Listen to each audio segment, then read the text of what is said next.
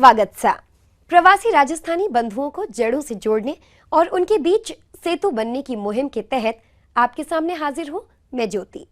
Bulletin में आज आप देखेंगे चेन्नई में बसे प्रवासी राजस्थानियों के सेवा संस्कार, साथ ही जानेंगे मुंबई में राजस्थानी महिलाएं कारोबारी गलियारों में बना रही हैं नया मुकाम। आप ट्रांसपोर्ट इंडस्ट्री में राजस्थानियों के दबदबे से भी रूबरू होंगे।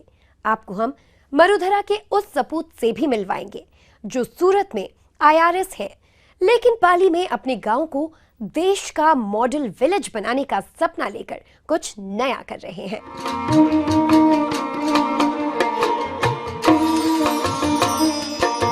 समाज सेवा से जुड़े कामों के लिए प्रवासी राजस्थानी किसी वक्त और दस्तूर का इंतजार नहीं करते हैं।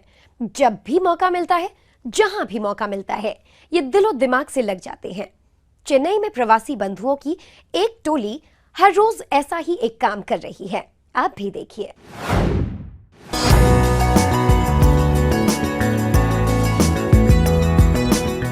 कहते हैं तस्वीरें बोलती हैं और ये तस्वीरें भी बहुत कुछ कह रही हैं। पूरे मनायोग से हो रहे इस जी दया के काम को देखकर हर कोई यही कहेगा, ये है असली सेवा भाव। हर रोज सुबह जब लोग अपने नित्य कर्मों से निपट रहे होते हैं तो इन युवाओं की टोली बेजुबानों की सेवा में जुटी होती है। चेन्नई के समुद्री तट, गौशाला और राह पर भटकते जीवों की सेवा करते आप इन्हें देख सकते हैं। सर्दी हो या गर्मी, सूखा हो या बरसात, पिछले कई सालों से ये सेवा कार्य जारी है। सुबह 5 बजे हम इधर आते हैं। 5 बजे आके पूरा गोनी पूरा क्लीनिंग करते हैं। पहले क्लीनिंग करके फिर वो 15 गोनी उधर लेके उठा के लेके जाते हैं। फिर उधर सब डालते हैं। 700 किला डेली का डालते हैं और कबूतरों को ये डालते हैं, कागलों को अलग डालते हैं और कुत्तों को अलग डालते हैं, दूध ब्रेड, और फिर कागलों को घाटियाँ डालते हैं। ये हम 2008 से स्टार्ट किया हुआ है। 1 किलो से स्टार्ट किया था, आज वो करीबन 700 किला हो गया है। इधर पब्लिक का भी अभी बहुत सपोर्ट है। पब्लिक भी बहुत सोशल पब्लिक भी बहुत आती है। हुंडी रखा हुआ है, सब उसमें डालते हैं। 50 रुपया, 100 रुपया, जो भी डालना है डालते हैं। प्रवासी राजस्थानी कारोबारियों की ये टोली हर सुबह 5 से 7 बजे तक पक्षियों और जानवरों के लिए 600 किलो अनाज डालती है, जिसकी लागत करीब 15,000 रुपए होती है। इतना ही नहीं, कुत्तों को ब्रेड और गायों के लिए चारे का इंतजाम करना इनकी दिनचर्या में है। 1-1 किलो से चालू किया, फिर देते देते एक दिन यहाँ बैठ गए यहाँ पर कि चलो थोड़ी देर बैठते हैं। बैठे तो वो 1-2 मिनट में ही वो जो दिया था दान वो खाली हो गया। उसके उपरांत हम लोगों ने फिर विचार किया कि ये तो बढ़ाना चाहिए। फिर हम लोग और 5-6 आदमी उसमें जुड़ गए। जैसे जुड़ते गए तो 10 किलो 20 किलो हो गया। फिर भी ये तो खाली हो जाता है। उसके ऊपर फिर हम लोगों ने विचार किया तो फिर कुछ डोनेशन और कुछ मांग के फिर 100 किलो 200 किलो 300 किलो 400 किलो। अभी कबूतर भी जब 10 आते थे 20 आते थे, अभी कबूतर भी करीबन ये आप देख रहे हैं 25,000 30,000 कबूतर आ रहे हैं। और ये अभी 600 किलो से बढ़ के 700 किलो भी जाता है। जैसे बारिश हो गया तो 800 900 1000 किलो तक भी दिया जाता है। चेन्नई में बड़ी तादाद में प्रवासी राजस्थानी बंधु कारोबार करते हैं, जो कारोबार के साथ समाज सेवा की नित नई मिसाल कायम करते रहते हैं। रोज हजारों की लागत वाले इस काम में विजय राज जैन, भवरानी भीमराज माली, खेमचंद सुराणा, सुरेश जैन सहित कई प्रवासी राजस्थानी बंधु आर्थिक सहयोग करते हैं, जिसकी तारीफ करते तमिल बंधु भी नहीं थकते हैं। ETV news, Chennai. प्रवासी राजस्थानियों में केवल पुरुष ही नहीं, महिलाएं भी कारोबार और रचनात्मक कार्यों में आगे रहती हैं। आज आपको ऐसी ही एक प्रवासी राजस्थानी महिला सीमा भट्टर से मिलवाते हैं, जिन्होंने बिना कोई ट्रेनिंग लिए हासिल किए हैं हैंडीक्राफ्ट्स के क्षेत्र में कामयाबी के नए मकाम।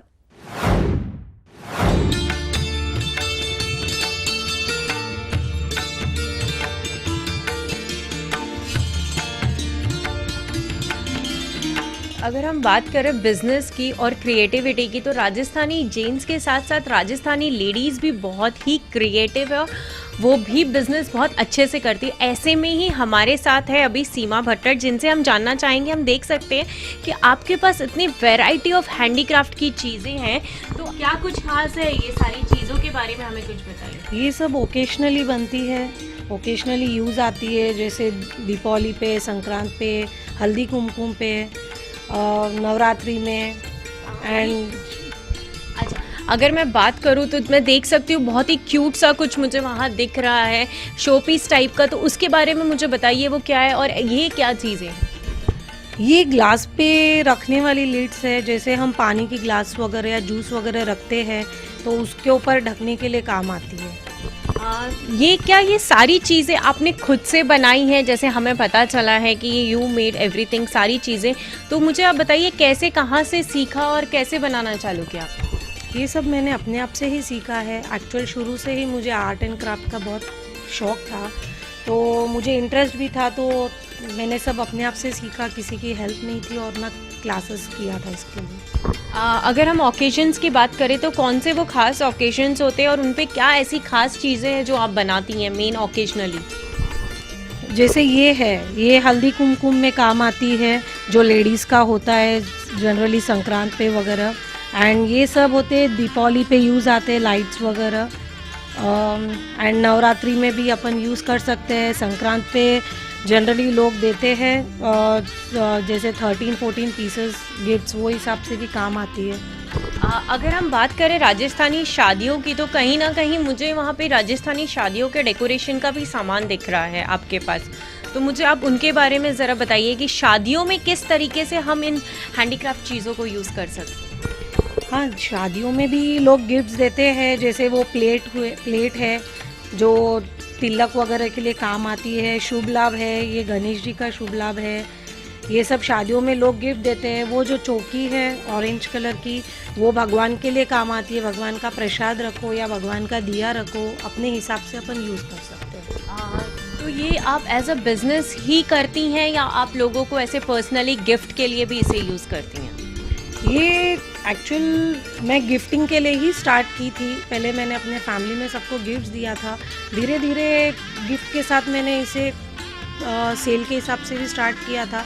बट मेरा पर्पस है कि देख के लोग भी इसको सीखे, बच्चे लोग जैसे यंग गर्ल्स लोग होती है, उनको भी देख के ये सब चीज़ में इंटरेस्ट आए और सीखे। जैसे आपने अभी कहा यंग गर्ल्स, तो क्या आप किसी तरीके की कोई क्लासेस लेती हैं या यंग गर्ल्स को आप कुछ सिखाती हैं ये प्रोडक्ट्स? क्योंकि ये मैं देख सकती हूँ बहुत ही ब्यूटीफुली तरीके से बनाए गए हैं। अभी तक तो मैंने जैसे फैमिली में मेरी कज़न्स को सिखाया है, बट अगर किसी को इंटरेस्ट हो तो free of cost I can. Thank you so much, हम भी ज़रूर आपसे सीखना चाहेंगे। तो ये थी हमारे साथ सीमा भट्टर, जिन्होंने अपने हैंडीक्राफ्ट और क्रिएटिविटी को, अपने आर्ट को कैसे बिजनेस में कन्वर्ट किया, इसके बारे में हमें बताया। कैमरामैन अमोल के साथ आकांक्षा महेश्वरी, ETV न्यूज़। यहाँ लेंगे एक छोटा सा ब्रेक के बाद आप जानेंगे ट्रांसपोर्ट इंडस्ट्री में राजस्थानियों की धमक।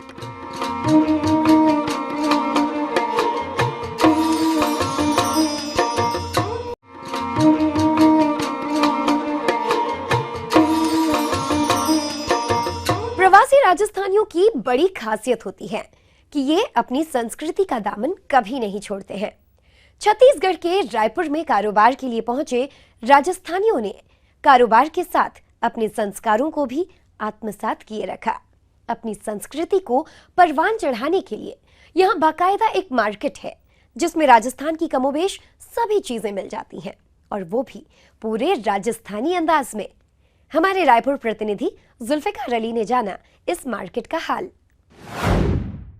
राजस्थान के लोग जहाँ पे भी जाते हैं वहाँ पर रच बस जाते हैं, उस संस्कृति में पूरी तरीके से मिक्स हो जाते हैं, लेकिन वो अपनी संस्कृति को भूलते नहीं हैं। ऐसे बहुत सारे लोग हैं जो राजस्थान से छत्तीसगढ़ में आए, राजधानी रायपुर में निवास कर रहे हैं, लेकिन वो अपनी संस्कृति से आज भी उतना ही जुड़ाव रखते हैं जितना उनके पहले के पूर्वज रखते आए हैं। बहुत सारे ऐसे लोग हैं जो यहाँ पर व्यापार कर रहे हैं, जो राजस्थानी आइटम्स को यहाँ पर बेचते हैं, वहाँ की संस्कृति को उस आइटमों से जो है झलकती है। ऐसे बहुत सारे व्यापारी, उनसे बात करते हैं। आपसे जानना चाहेंगे कि आपके पूर्वज यहाँ पे कब आए, कौन से व्यापार से आप जुड़े हैं, कैसा रिस्पांस यहाँ पे मिल रहा है? हमारा परिवार करीब 100 साल पहले रायपुर आया था। उस समय हमारे परिवार ने राजस्थान से जो पटवागिरी का काम होता था, उस काम से यहाँ प्रारंभ किया, और उसी लिए हमारा परिवार पूरा पटवा परिवार के नाम से ही जाना जाता है।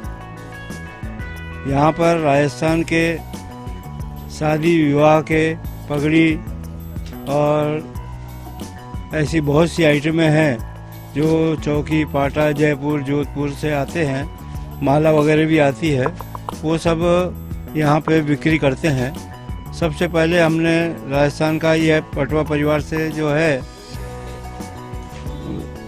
पटवागिरी के काम से चालू किया, बाद में रंग के व्यापार में चालू किया, उसके बाद अभी सभी डेकोरेशन आइटम के व्यापार हम लोग करते हैं।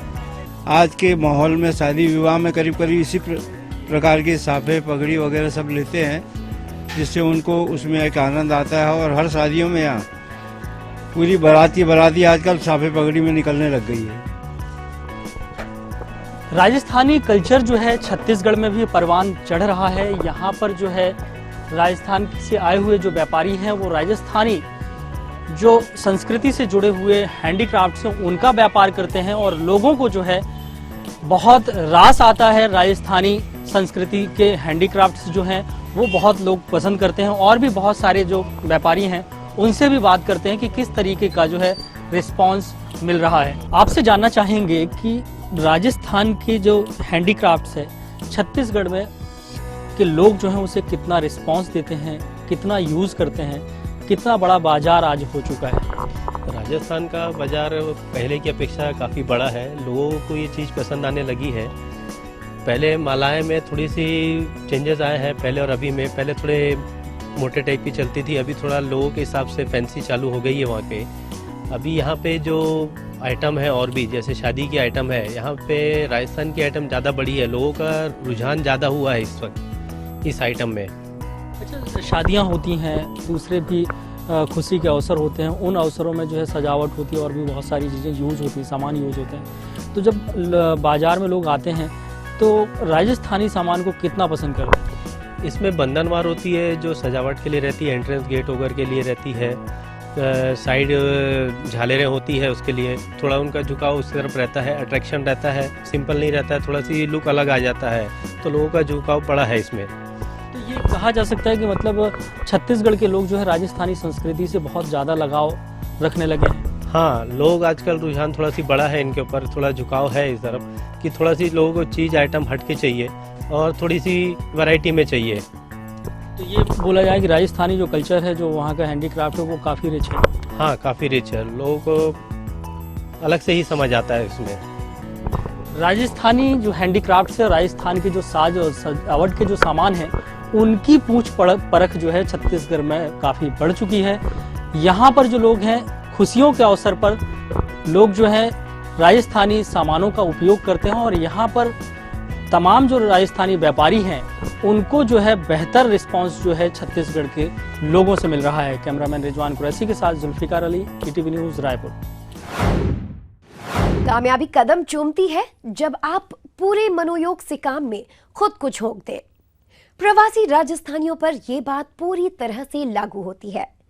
ट्रांसपोर्ट इंडस्ट्री में भी मरुधरा के इन सपूतों ने कामयाबी के झंडे गाड़े हैं। हालांकि सफलता की ये कहानी कई संघर्षों के बाद लिखी गई है, जिसको विस्तार से जानने के लिए आइए देखते हैं हमारी ये खास रिपोर्ट। कभी लोटा और डोरी लेकर कारोबार के लिए निकले राजस्थानियों ने हर क्षेत्र में कामयाबी को अपना मुरीद बनाया है। जहाँ भी कदम रखा, अपनी बुद्धिमत्ता और कठिन मेहनत से न केवल व्यापार में सफलता हासिल की, बल्कि स्थानीय बासिंदों के साथ भी घुल मिल गए। ये बात ट्रांसपोर्ट कारोबार से जुड़े प्रवासी राजस्थानियों पर सटीक बैठती है, क्योंकि 2 दशक पहले इस फील्ड में मरुधरा के बासिंदों की भागीदारी उंगलियों पर गिनी जा सकती थी। यानी कड़ी मेहनत और जिंदा दिली के साथ मरुधरा के बासिंदों ने जब इस इंडस्ट्री में एंट्री की थी तो पंजाबी और हरियाणवी बंधुओं का एक छत्र बोलबाला था। आज देश के ट्रांसपोर्टेशन कारोबार में 70% भागीदारी मरुधरा के सपूतों की है। हम प्रवासी राजस्थानी एक ट्रांसपोर्ट लाइन में पिछले 30 सालों से ट्रांसपोर्ट लाइन का काम कर रहे हैं, जो कि पहले ये लाइन खाली हरियाणा और पंजाब के लोगों को ही समझी जाती थी।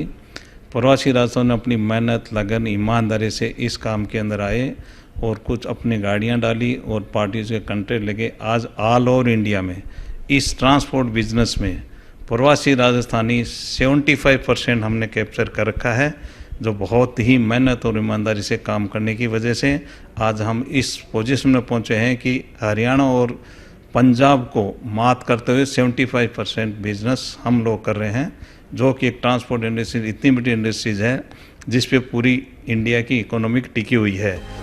ड्राइवर्स के साथ पूरी संवेदनशीलता, व्हीकल्स की पूरी मेंटेनेंस, प्रॉपर डॉक्यूमेंटेशन और क्लाइंट्स के साथ पूरी ईमानदारी के साथ फुल सपोर्ट, ये वो खूबियां हैं जो प्रवासी राजस्थानियों को बाकी ट्रांसपोर्टर्स से अलग करती हैं। साथ ही ट्रांसपोर्टेशन भरोसे का कारोबार होता है जिसमें प्रवासी बंधुओं का कोई तोड़ नहीं। यानी ठीक से कहें तो मरुधरा के सपूतों में वो तमाम खूबियां हैं जो इस कारोबार को नई बुलंदियों पर ले जा सकें।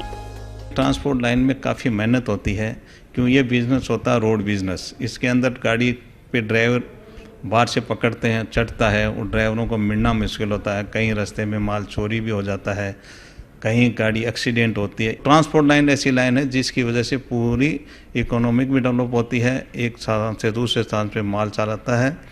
तो एक राजस्थान प्रवासियों का एक बहुत बड़ी मेहनत और लगन से इतना बड़ा ये ट्रांसपोर्टेशन बिजनेस फैलाया है, उसके लिए मैं राजस्थान भाइयों को धन्यवाद देता हूँ। कहा जाता है कि राजस्थानी तो बने ही कारोबार के लिए होते हैं। ये बात ट्रांसपोर्ट इंडस्ट्री में भी लागू होती है। आज हिंदुस्तान ही नहीं, दुनिया के कई देशों के रोड, वाटर और एयर ट्रांसपोर्ट कारोबार को प्रवासी राजस्थानी लीड कर रहे हैं। वेरी हैवी और वेरी लाइट तक इस कारोबार की गहराइयों में आपको राजस्थानी धड़कन साफ सुनाई देगी। ईटीवी न्यूज के लिए हैदराबाद से मुकेश सैनी की रिपोर्ट। यहाँ लेंगे एक और छोटा सा ब्रेक के बाद आप जानेंगे अपने गांव में विकास की बयार बहाने वाले आईआरएस घनश्याम सोनी की कहानी।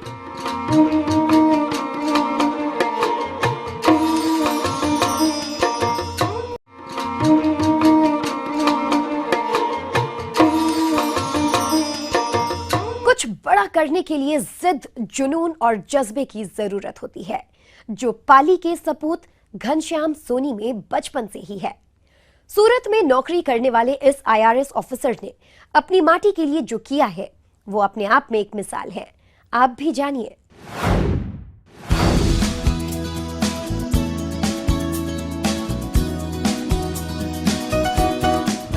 घनश्याम सोनी प्रवासी राजस्थानी चाहे दुनिया के किसी भी कोने में रहते हों, मरुधरा की मिट्टी की सौंधी खुशबू उनके जहन में जिंदा रहती है। वो चाहे बिजनेस कर रहे हों या फिर नौकरी, अपनी मायड़ भूमि के लिए बहुत कुछ करने की तमन्ना हमेशा रहती है। पाली की सोजत तहसील के मेलावास गांव के सपूत घनश्याम सोनी एक ही शख्सियत हैं जो सूरत में आईआरएस की सर्विस के बावजूद अपनी मातृभूमि के लिए बहुत कुछ कर रहे हैं। मोदी के स्वच्छ भारत मिशन के ऐलान के साथ ही सोनी ने भी अपने गांव को देश का सबसे आदर्श ग्राम बनाने की ठान ली और इसकी शुरुआत पौधरोपण से की। खुद के खर्च और गांव वालों के सहयोग से 10,000 पौधे लगाकर अपने गांव को हरा भरा बनाया और बाद में इसे स्वच्छ बनाने के लिए ग्रामीणों को प्रेरित भी किया। मेलावास को सीसीटीवी कैमरे, वाईफाई से लैश करने के साथ ही बहुत से विकास कार्य करवाए, जिससे कि इस गांव को एक मॉडल गांव का रूप दे सके। एक मेरा सपना था, जब मैं आईएएस की तैयारी कर रहा था तो मेरी हॉबी के अंदर भी यही थी कि discuss with villagers about rural development, कि ग्रामीणों के साथ ग्राम विकास पर चर्चा करना। तो जो हमारी बचपन की हॉबी थी उसी को हमने प्रैक्टिकली इसी में रखा, और जब चयन हो गया और सर्विस में आ गए तो एक सपना था कि अपने गांव के लिए हम कुछ करें। तो उसके लिए सबसे पहले मैंने, जब भारत सरकार ने स्वच्छ भारत मिशन की शुरुआत की, तो मैंने मेरे गांव में आज से करीब 2 साल पहले स्वच्छ मेलावास मिशन की शुरुआत की। और उस स्वच्छ मेलावास मिशन के अंदर सबसे पहले अतिक्रमण हटाया, जितना भी जो स्कूल के सामने का था। अतिक्रमण हटाने के बाद रोड रास्ते सारे चौड़े करवाए। उसके बाद बारिश का मौसम आया, तो बारिश के मौसम में हमने वहाँ पे 2 किलोमीटर के अंदर ट्री प्लांटेशन करवाया, और ट्री प्लांटेशन के साथ एक ग्रीन वॉकवे, ग्रीन बेल्ट को बनवाया। इसके बाद हमने उसको, मेरे दिमाग में आया कि केवल ग्रीन बेल्ट ही नहीं, जब एनवायरमेंट अवेयरनेस के लिए अपन काम कर रहे हैं तो क्यों नहीं ग्रीन एनर्जी के कंसेप्ट को भी लिया जाए। तो ग्रीन एनर्जी के लिए मैंने सेंट्रलाइज सोलर स्ट्रीट लाइट का एक प्लांट 9 किलोवाट का हमारी गांव की जो गौशाला है उसकी छत के ऊपर डेवलप करवाया, और उसकी बदौलत करीब 130 LED लाइट जो हमारे गांव के अंदर लगी हुई है वो सारी ऑटोमेटिकली शाम में शुरू होती है और सुबह में मतलब ऑफ हो जाती है। सोलर लाइट का जब हमने कंसेप्ट लिया तो फिर उसके अंदर एक स्टेप मैंने आगे बढ़ाया। मैंने कहा क्यों नहीं केवल सोलर लाइट से ही काम नहीं चलेगा, चूंकि हमारे गांव के अंदर माइग्रेट लोग ज़्यादा है, बाहर प्रवासी है, बिजनेस करते हैं चेन्नई, तमिलनाडु, बेंगलोर, सूरत। तो मैंने कहा कि भाई CCTV कैमरे क्यों नहीं लगा दिए जाए। तो चूंकि लाइट की प्रॉब्लम होती है तो मैंने वाईफाई और हिक विजन के नाइट विजन कैमरे 12 कैमरे गांव के अंदर लगवाए, और वो भी हमने सोलर से जोड़ दिए, और वाईफाई, ताकि 24 आवर्स गांव निगरानी पे भी रहे, तीसरी आंख में, ताकि कोई लूट मार डकैती ऐसी कोई वारदात नहीं हो। मेरे चयन के बाद जो सारी चीज़ें हैं वो पूरे की पूरी जो है वो बहुत ही बेहतर तरीके से इस्टेब्लिश हुई, और उस पुस्तकालय के बाद हमने देखा कि राजस्थान के अंदर मेरा गांव समझता हूं मैं कम आबादी का है और पहला गांव है जहां पे करीब 2 लड़के IAS मेंस इस समय दे रहे हैं, और मेरे ही भाई साहब के बड़े साला जी जो है इस बार एक मैं मानता हूं कि 3 लड़के IAS मेंस दे रहे हैं। तो ये मेरे लिए एक उपलब्धि की बात है कि जो UPSC का माहौल हमने 2010 के अंदर जिस चक्रव्यूह को भेदा, उसके बाद जो पीछे की जनरेशन के अंदर एक उत्साह बढ़ा स्टडी के क्षेत्र में भी, वो एक बहुत ही अच्छा लग रहा है। मतलब कि एनवायरनमेंट के साथ स्टडी का भी वातावरण बना। मेलावास के लिए समाज सेवा, कर्मठता और त्याग के पर्याय बन चुके सोनी को जब भी छुट्टी मिलती है ये गांव चले आते हैं और स्थानीय लोगों के साथ मिलकर गांव के विकास कार्यों में जुट जाते हैं। पाली से श्याम और सूरत से शैलेश के साथ ब्यूरो रिपोर्ट, ETV न्यूज।